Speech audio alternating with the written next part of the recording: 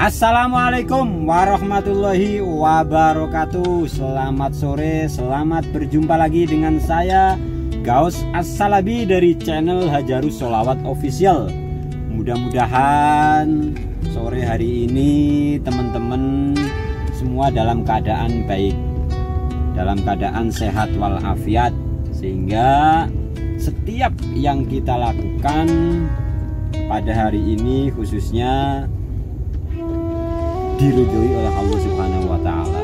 Indikasi semua aktivitas kita diridhoi oleh Allah Subhanahu wa Ta'ala adalah salah satunya adalah dengan kita diberikan nikmat sehat oleh Allah Subhanahu wa Ta'ala. Itu menurut saya, dengan kita diberikan nikmat sehat saja ini sudah merupakan indikasi bahwa kita itu diridhoi oleh Allah Subhanahu wa Ta'ala. Amin ya rabbal alamin. Mudah-mudahan kita semuanya diridhoi oleh Allah Subhanahu wa Ta'ala. Oke teman-teman sekalian, dalam video kali ini saya akan mengajak teman-teman sekalian untuk memahami sebuah makalah, sebuah ungkapan yang pernah diungkapkan oleh Sayyidina Ali karramallahu wajhah, yang artinya kurang lebih seperti ini: kebenaran yang tidak terorganisir dengan baik itu akan kalah dengan kebatilan yang terorganisir dengan baik. Maksudnya, jadi kalah menang di sini ini adalah berkaitan dengan kualitas sebuah organisasi. Jadi gini, umpamanya ada dua organisasi. Yang satu organisasi yang ngurusi tentang kebaikan, sebut saja ngurusi tentang sebuah majelis taklim, pengajian, apa saja yang berkaitan dengan aktivitas keagamaan, kan baik ya.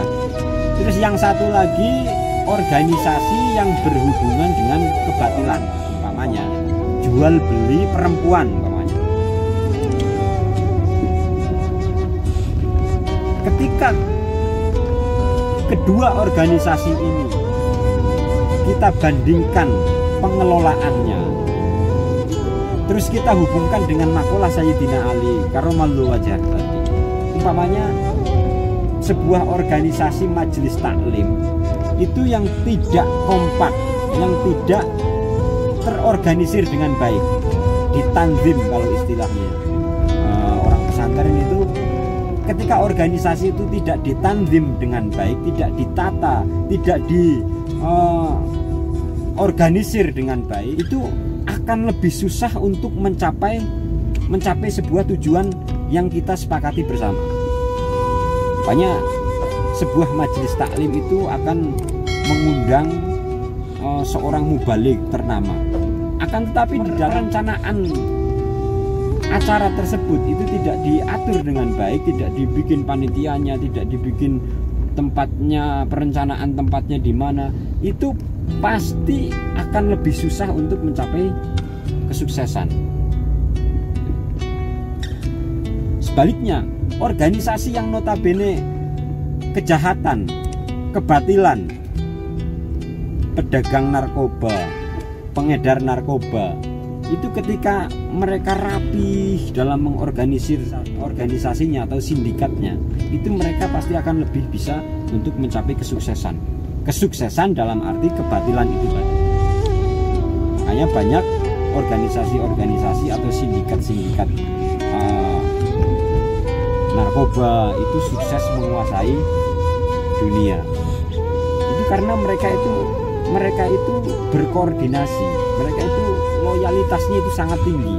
Nah, makalah Sayyidina Ali karramallahu wajhah ini berhubungan atau sejalan dengan firman Allah Subhanahu wa Ta'ala di dalam surat Ali Imran. Surat Ali Imran itu surat nomor 3, ayatnya ayat 159.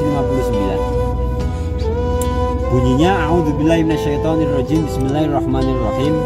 Fabima rahmatim minallahi lintalahum walau kunta fadhdhan ghalidhal qalbi lan faddu min haulik wa'fu anhum wastaghfir lahum wasyawirhum fil amri fa idza azamta fatawakkal 'ala Allah innallaha yuhibbul mutawakkilin. Dalam surat Ali Imran itu Allah Subhanahu wa taala berfirman,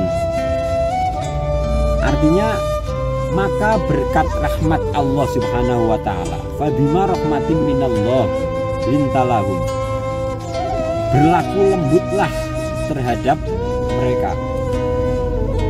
Sekiranya engkau bersikap keras dan berhati kasar, tentulah mereka akan meninggalkan.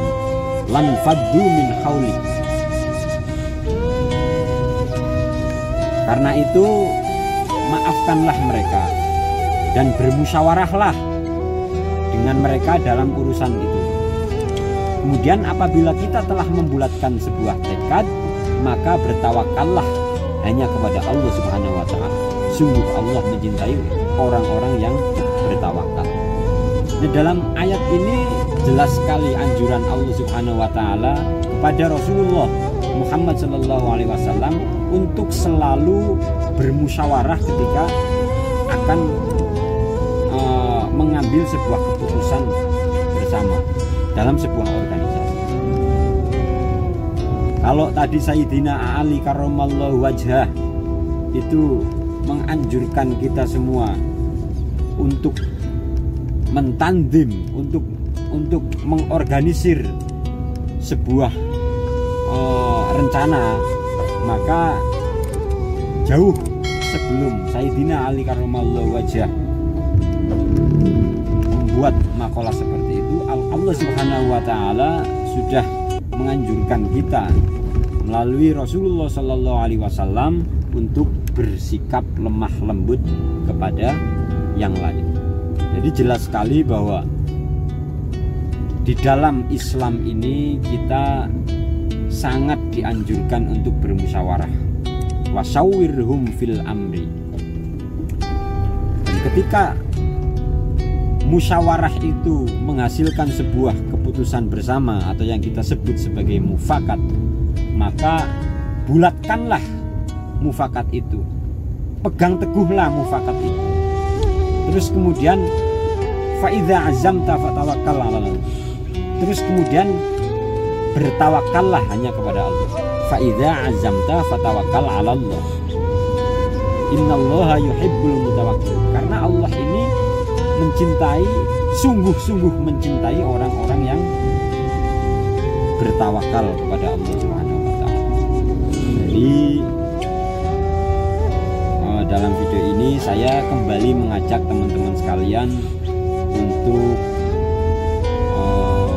sering atau membiasakan diri bermusyawarah di dalam memutuskan atau mengambil keputusan, baik itu keputusan di dalam keluarga. Kalau lingkupnya kecil, keluarga misalnya, kita harus selalu mengkomunikasikan segala sesuatu terkait dengan keluarga dengan anggota keluarga kita. Kalau di organisasi, pokoknya di organisasi apa saja, itu kita juga harus membiasakan diri untuk selalu bermusyawarah ketika kita mau mengambil sebuah keputusan. Di dalam anggota masyarakat juga seperti itu. Di dalam organisasi kemasyarakatan, RW-an, kelurahan, kecamatan, sampai organisasi yang paling tinggi, itu juga kita harus senantiasa membiasakan diri untuk bermusyawarah. Karena kalau tidak bermusyawarah itu pasti akan menimbulkan ketidakseimbangan atau perpecahan lah, gampangannya seperti itu. Karena itu yuk kita bareng-bareng belajar untuk legowo, untuk menerima pendapat orang lain, bisa kita ambil untuk kita renungkan. Tapi intinya adalah semua keputusan di dalam organisasi itu adalah harus berdasarkan asas musyawarah mufakat. Tanpa itu semua pasti sebuah organisasi itu akan hancur dan cerai-berai. Oke, terima kasih. Demikian, mudah-mudahan bermanfaat. Wassalamualaikum warahmatullahi wabarakatuh.